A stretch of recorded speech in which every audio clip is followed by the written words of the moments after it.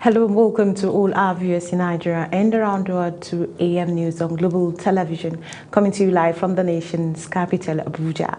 I am Sadia Yakubu. A quick reminder that Global Television is on DSTV, channel 365 and Star Times, channel 276. And now the news in details. In a bold move amid at easing the financial burden on Nigerian parents and strengthening learning outcomes, the federal government has unveiled a far-reaching policy to introduce reusable high-quality textbooks across the nation's schools.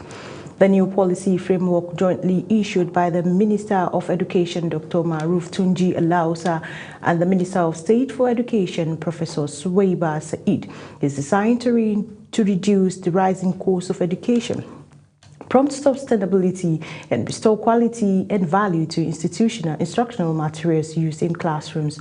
Unveiling the policy in Abuja, the minister explained that schools will now adopt standardized and durable textbooks designed to last between 4 and 6 years, while the controversial practice of bundling disposable workbooks with textbooks have been expressly prohibited.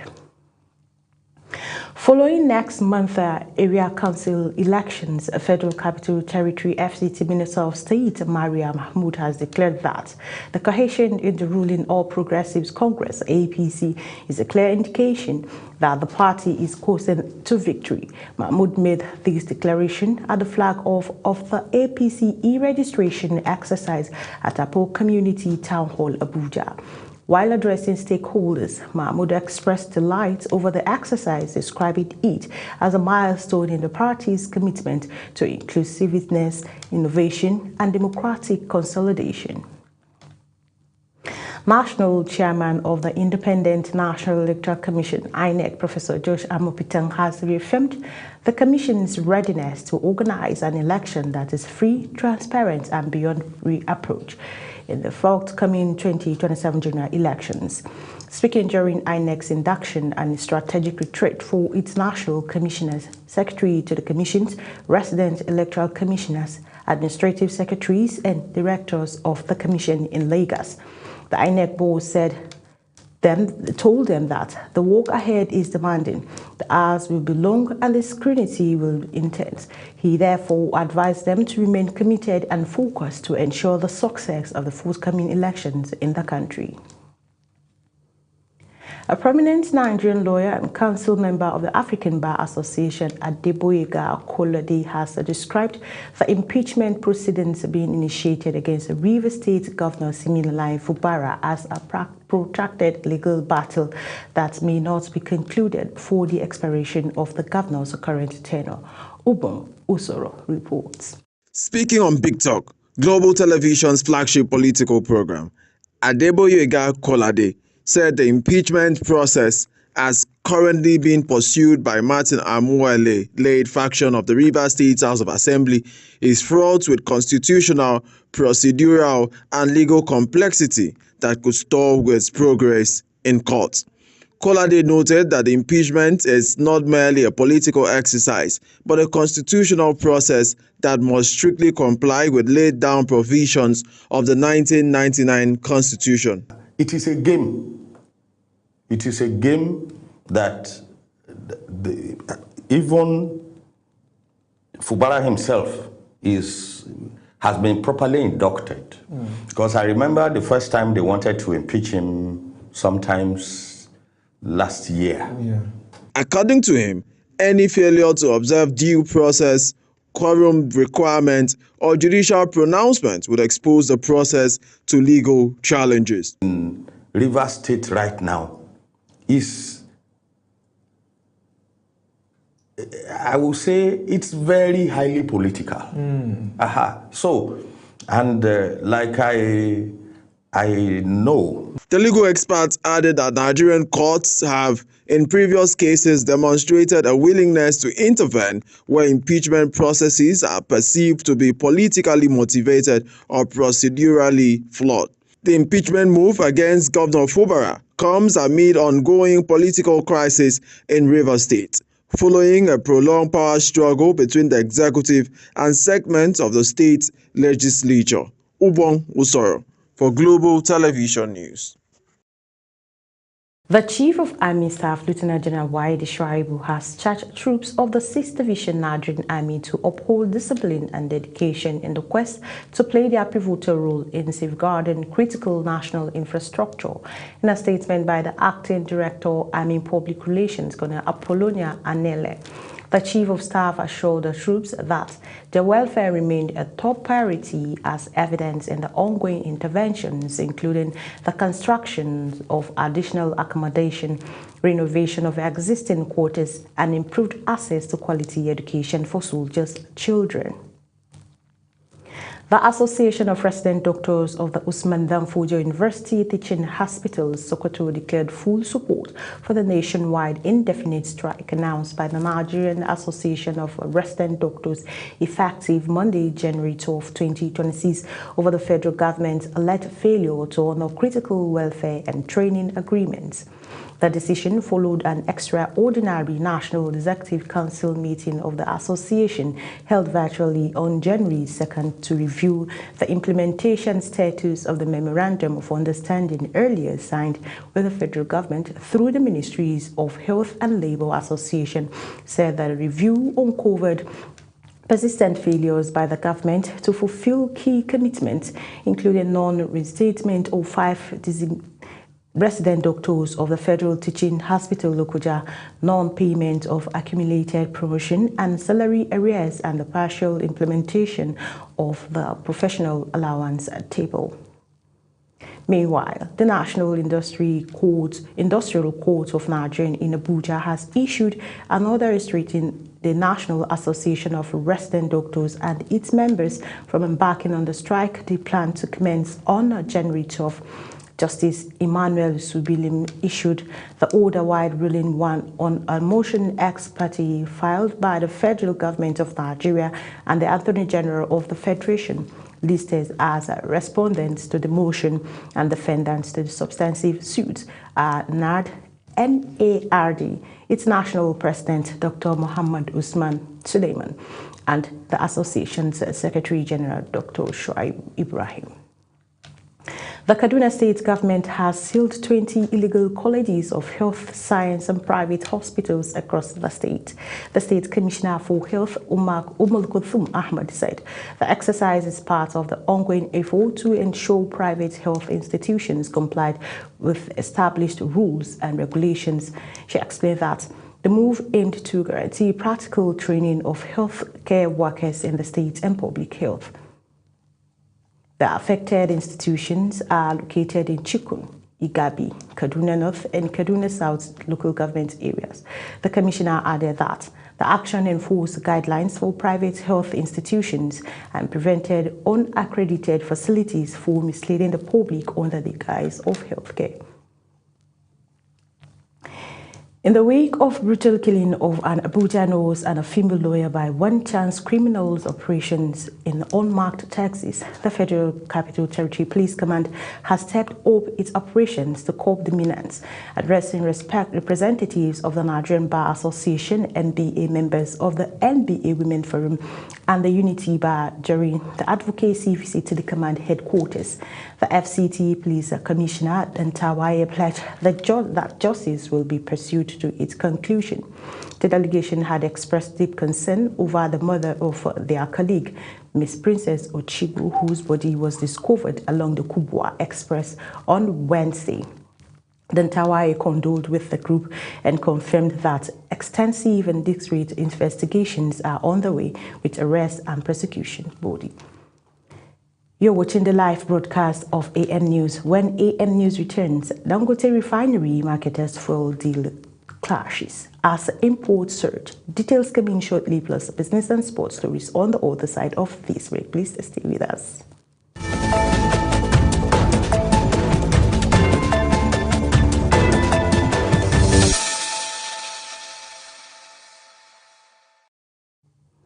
Welcome back from that short break. And then business news.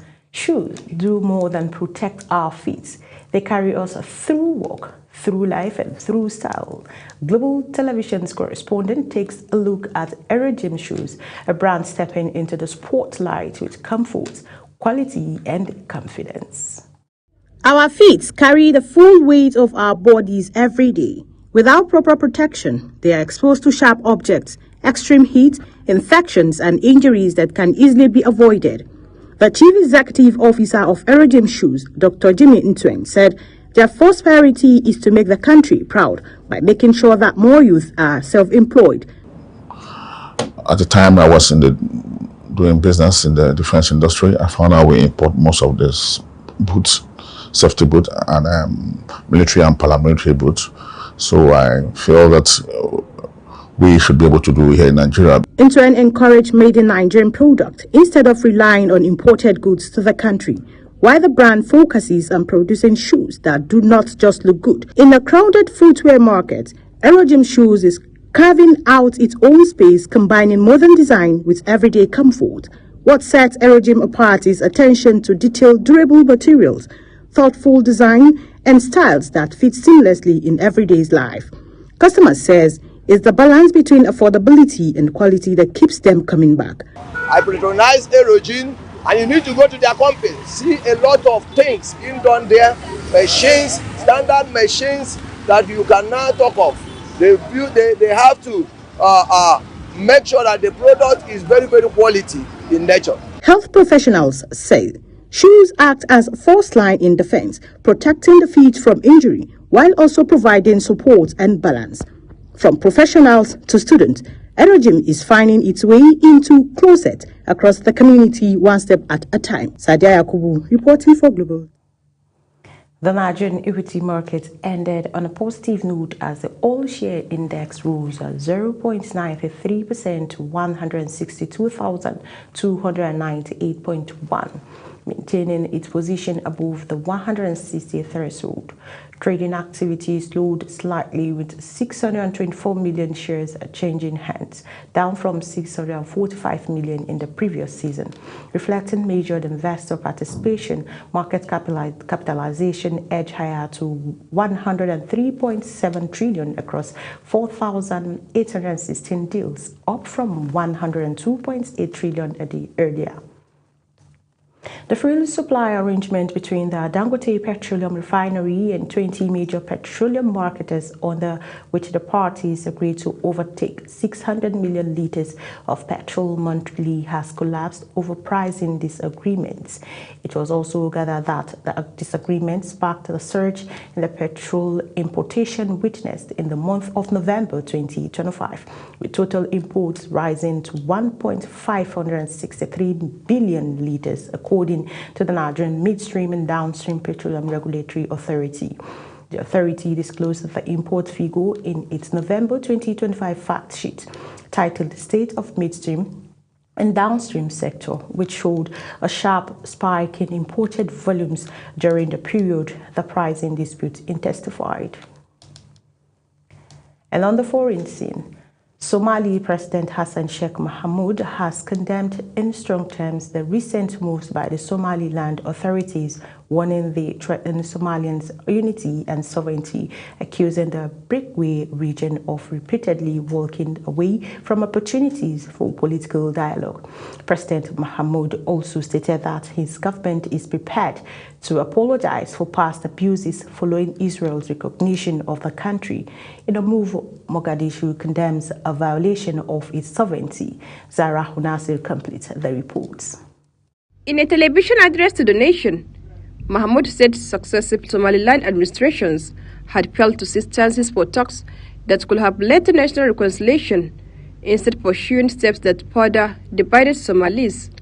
Mohamud singled out a memorandum of understanding signed between Somaliland and Ethiopia, describing it as unexpected, saying it came at a time when other discussions were underway, further undermining prospects for a negotiated settlement. The president again states clearly that Somalia is an independent, single country whose territory cannot be divided or split by one Israeli letter signed by Netanyahu, a wanted fugitive. We implemented a government policy based on dialogue towards the secessionist cause in the Northwest, and we are ready to apologize to those people who were harmed during the period when the military was ruling the country. Mohamud reiterated that the federal government remains open to compromise and genuine dialogue to achieve national unity, pledging to make every possible effort to preserve Somalia's cohesion and statehood.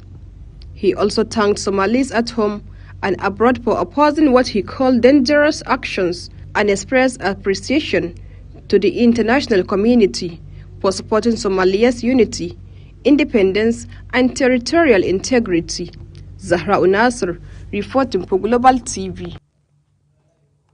The bailiwick of Jersey has signed a memorandum of understanding with the federal government of Nigeria to return more than $9.5 million identified as proceeds of corruption, with the repatriated funds earmarked to support a major infrastructure project. His Majesty Attorney General for the JC, Mark Temple KC, signed the MOU in December 2025, paving the way for the return of the funds to Nigeria. The development was disclosed in a statement issued by the British High Commission through Stephen Odekunle, where it added that the agreement was formally confirmed in Abuja on Friday, January 9, 2026. The funds were forfeited following a decision of the Royal Court of JC on January 12, 2024. Heavy snow and stormy weather have caused widespread disruption across the United Kingdom, with train and bus services cancelled and travelers forced to find last-minute accommodation as forecasters warn of dangerous conditions continuing in parts of the country.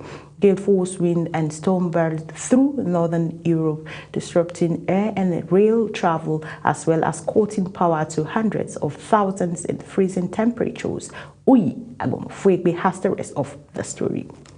Some 50 flights were cancelled in London's Heathrow Airport, affecting thousands of passengers, and air travel was disrupted as far away as the Czech Republic. Helen Fay, a 58-year-old teaching assistant, describes the experience as terribly frustrating, saying the rapid shutdown of services and lack of information made the situation worse, while Birmingham's Dr.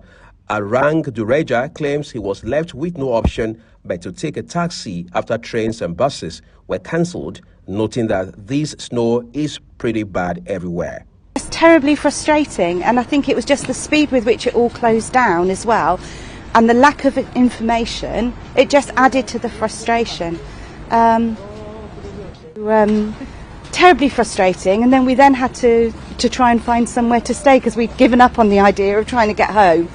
And eventually, sort of 10:30, so this is 3 hours after we started, 10:30, we found a room in a travel lodge. Not the first travel lodge we tried. We had to trudge through the snow all through the city trying to find somewhere to stay. I mean, to be honest, I was hoping to get on some train, but got to know in the morning because I was traveling. To be honest, I had to travel from University Station to New Street by train. Those been cancelled out. Looked for the buses, they've been cancelled out. Had to get a cab, unfortunately, but can't help it, right? Because this snow pretty bad everywhere. So, forecasters from Britain to Germany have urged people to stay indoors as they issued weather warnings, including the rare highest level red wind alerts for the British Isle of Sicily and Cornwall in southwestern England. The national grid energy provider stated that some 57,000 homes in the United Kingdom remain without electricity after Storm Goretti brought strong winds and heavy snow to parts of the country overnight. Uyi Agbomofuegbe reporting for Global TV News. And in sports, the federal government has said all group stage bonuses due to Super Eagles players at the ongoing African Cup of Nations have been released and expected to reflect in the players' accounts within hours. The Minister of State for Finance, Dr. Doris Uzoka-Annette, disclosed this on Thursday while responding to Sport that the report that the national team was considering boycotting training sessions and could decline to travel to Marrakesh for their quarterfinal clash against Algeria. In a post on her official X handle, Uzoka-Annette said the concerns over unpaid bonuses had been resolved through coordinated action by the federal government and the Central Bank of Nigeria. Ahmadu Bello University Zaria, Kaduna State has secured provisional hosting rights for the 29th Nigerian University Games scheduled for 2028, marking a return of the event to the institutions after more than 2 decades. The Nigerian University Games Association brings together students, athletes from universities across the country to compete in various sporting events aimed at talent discovery and youth development. The provisional hosting rights were conveyed in a later address to the Vice Chancellor of ABU by the Acting Secretary General of NUGA, Yunusa M. Baza, following the approval of the association's council.